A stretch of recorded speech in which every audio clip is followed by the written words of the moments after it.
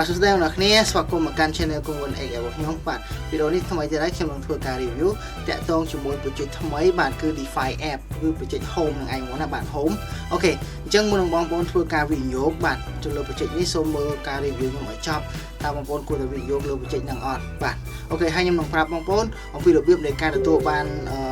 airdrop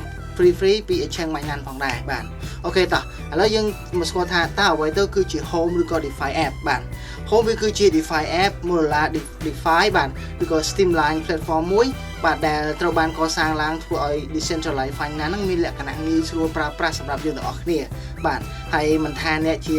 អ្នកថ្មីសម្រាប់ DeFi ឬក៏អ្នកចាស់ដែលមានបទពិសោធន៍នេះទេ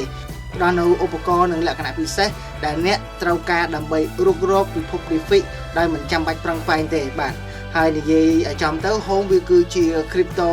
everything app បានមានន័យថានៅ project Home ហ្នឹងគឺវាមានទាំងអស់ហ្មងបាទគាត់ one click swap បងប្អូនអាចធ្វើការ trade អាចធ្វើ yield ដោយប្រើ token ណាក៏បានឆ្លងកាត់ blockchain ណាមួយក៏បានបាទហើយយើងអាច custodial មានន័យថាគ្រប់គ្រងដល់ខ្លួនឯងអត់មាន gas fee ហើយយើងមិនបាច់ធ្វើការ bridge ទេបាទគឺ maintain app មួយនេះផងណាបាទហើយវាធ្វើឲ្យ crypto មានភាពងាយស្រួលបាទសូម្បីតែលោកយាយរបស់យើងក៏អាចធ្វើបានដែរចង់និយាយចឹងណាបាទគឺវាងាយស្រួលបាទ Home បានឡើងនៅថ្ងៃទី10ខែ6បាទហើយត្រូវបានដាក់ឲ្យ trade នៅ spot នៅក្នុង exchange Binance តាំងពីថ្ងៃទី12បាទខែ6ឆ្នាំ2025មកម្លេះបាទហើយជាងនេះទៅទៀតបាទ Home ក៏បានលេខនៅក្នុង Coinbase KuCoin ATX បាទ ATX បាទ Galileo និងទីផ្សារច្រើនទៀតបាទហើយ Home មាន trading volume រហូតដល់ 1500 លានបាទគឺច្រើនមែនទែននៅក្នុង spot ហើយនិង perpetual នៅក្នុង future និង exchange Binance ណាបាទហើយ Home មាន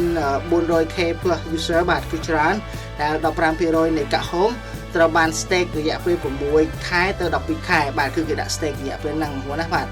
15% ហើយ Home ទៅបានគ្រប់គ្រងដោយក្រុមហ៊ុនធំបាទមានដូចជា Mechanism បាទ Capital បាទ Selene Capital Bankless បាទ Pentosu Formo Venture and Echo បាទហើយឥឡូវនេះ Home បានបើកដំណើរការអភិបាលកិច្ចបាទដើម្បីជំរុញឲ្យរកប្រាក់ចំណូលនៅក្នុង buyback burn ហើយនិង staking reward តើតើជាមួយនឹង token distribution វិញបាទគឺកាក់ Home មានបាទ total supply ចំនួន10 billion បាទ10 billion គឺច្រើនគួរសមបាទ10 billion ហើយ max supply វាក៏10 billion ដែរបាទហើយ holder airdrop reward គឺ200លានស្មើនឹង 2% នៃ total token supply បាទហើយ100លានទៀតគេនឹង allocated ទៅកាន់other marketing campaign បាទ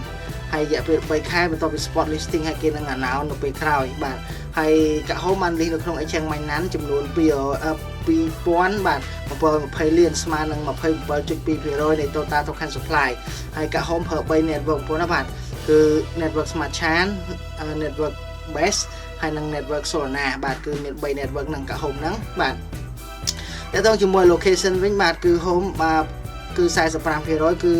សម្រាប់ community ហើយនិង ecosystem បងប្អូនណាបាទហើយ early backer បាន 10% ហើយ protocol development គឺ 10%និង core contributor បាន 20% បាទ foundation 10%និង liquidity and land គឺ 5% Binance បានធ្វើការប្រកាសគម្រោងទី22បាទដែលទទួលបាន airdrop សម្រាប់ Binance holder ទាំងអស់នោះគឺកាក់ DeFi app កាក់ Home នឹងឯងបាទដែលជា super decentralized app បាទសម្រាប់ all in one បាទមានន័យថានៅក្នុងហ្នឹងគឺយើងអាច buy sell អីសពបែបយ៉ាងទាំងអស់មាន stake មាន asset ទាំងដងបងប្អូនណាបាទគឺស្រួលមែនទែន app មួយបង្កើតឡើងបាទហើយ Binance ទាំងអស់បាទ Binance user ទាំងអស់ហ្នឹងអាច subscribe BNB ក៏ដូចជាដាក់ stake earn simple flexible ឬក៏ on chain មួយហ្នឹងគឺចាប់ពីថ្ងៃទី6ខែ6ដល់ថ្ងៃទី9ហ្នឹងគឺនឹងទទួលបាន airdrop កាក់ Home ហ្នឹងបងប្អូនណាបាទហើយខ្ញុំក៏ទទួលបានដែរបងប្អូនបាទគឺខ្ញុំបាន stake BNB ទី2ដែរបាទគឺខ្ញុំទទួលបានវាបាទហើយវានឹងវាធ្លាក់ឲ្យយើងមុន1ម៉ោងនៃការ listing បាទហើយបានណាន់បានធ្វើការ list កាក់ Home ហ្នឹងនៅកាលពីថ្ងៃទី12ខែ6បាទតាំងពីម៉ោង10យប់បាទមានន័យថាបានណាន់បាន list កាក់ហ្នឹងហើយអូខេអញ្ចឹងខ្ញុំនឹងបញ្យល់បងប្អូនថាធ្វើមិនទើបបាន airdrop free ដូចខ្ញុំឬក៏បងប្អូនអស់គ្នាផ្សេងទៀតបងប្អូនត្រូវតែមាន stake BNB បងប្អូនអាចមើលវីដេអូមួយនេះបងប្អូនណាបាទគឺរបៀប stake earn passive income បាទមកបូត្រូវការ stake BNB ហើយ BNB វាពិតជាមានអត្ថប្រយោជន៍ខ្លាំងបងណាបាទគឺវាអាចប្រើប្រាស់សម្រាប់កាត់បន្ថយ fee access ទៅកាន់ airdrop ហើយនិង VIP perk ផងដែរអញ្ចឹងបងប្អូនអាចពិចារណាតាក់ទងជាមួយនឹងកាក់ BNB ប៉ុន្តែវារៀង high volatility តិចដែរយ៉ា